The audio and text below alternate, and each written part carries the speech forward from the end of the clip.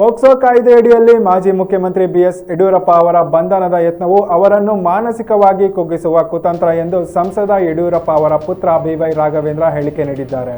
ಸುದ್ದಿಗಾರರೊಂದಿಗೆ ಮಾತನಾಡಿದ ಅವರು 2.5 ತಿಂಗಳ ಹಿಂದೆ ಈ ಪ್ರಕರಣ ದಾಖಲಾಗಿದ್ದು, ದೂರುದಾರ ಮಹಿಳೆಯು ಅಧಿಕಾರಿಗಳು ಸೇರಿದಂತೆ ಅನೇಕರ ಮೇಲೆ ಹೀಗೆ ಸುಳ್ಳು ದೂರು ನೀಡಿದ್ದು ಆಕೆ ಮಾನಸಿಕ ಅಸ್ವಸ್ಥೆ ಎಂದು ಸ್ವತಃ ಗೃಹ ಸಚಿವ ಡಾಕ್ಟರ್ ಪರಮೇಶ್ವರ್ ಅವರೇ ಆಗ ಹೇಳಿದ್ದರು.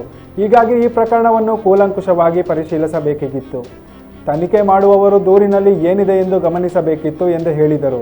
ಕಳೆದ 3-4 ತಿಂಗಳಲ್ಲಿ ಪ್ರಕರಣ ಸಂಬಂಧ ಸಿಐಡಿ ತನಿಖೆಯಾಗಿದೆ. ಯಡಿಯೂರಪ್ಪ ಅವರ ಹೇಳಿಕೆಯನ್ನು ಪಡೆಯಲಾಗಿದೆ. ಬಿ ರಿಪೋರ್ಟ್ ಹಾಕುವ ಪ್ರಕರಣವಿದು. ಈಗ ಏಕಾಏಕಿ ಪ್ರಕರಣವನ್ನು ದುರುದ್ದೇಶದಿಂದ ಮುನ್ನೆಲೆಗೆ ತರಲಾಗಿದೆ ಎಂದು ದೂರಿದ್ದಲ್ಲದೆ, ಇದು ಚಾರ್ಜ್ ಶೀಟ್ ಮಾಡುವ ಕೇಸಲ್ಲ, ವಜಾ ಮಾಡುವ ಕೇಸ್. ನ್ಯಾಯಾಲಯದಲ್ಲಿ ಜಾಮೀನು ಸಿಗಲಿದೆ ಎಂದು ವಿಶ್ವಾಸ ವ್ಯಕ್ತಪಡಿಸಿದರು. ನಮ್ಮ ಕುಟುಂಬದ ವಿರುದ್ಧ ಅಪಪ್ರಚಾರ ನಡೆಸಲಾಗುತ್ತಿದೆ.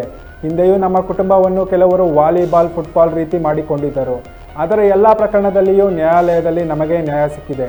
ಈಗಲೂ ನ್ಯಾಯ ಸಿಗುವ ವಿಶ್ವಾಸವಿದೆ ಎಂದು ಭರವಸೆ ವ್ಯಕ್ತಪಡಿಸಿದರು.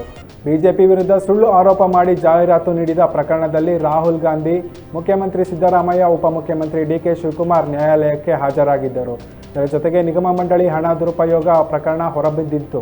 ಇಂತಹ ವಿಚಾರಗಳನ್ನೆಲ್ಲ ಮರೆಮಾಚಲು ಈ ಪ್ರಕರಣವನ್ನು ಮುನ್ನೆಲೆಗೆ ತಂದಿರುವ ಸಾಧ್ಯತೆ ಇದೆ ಎಂದು ಹೇಳಿಕೆ ನೀಡಿದರು.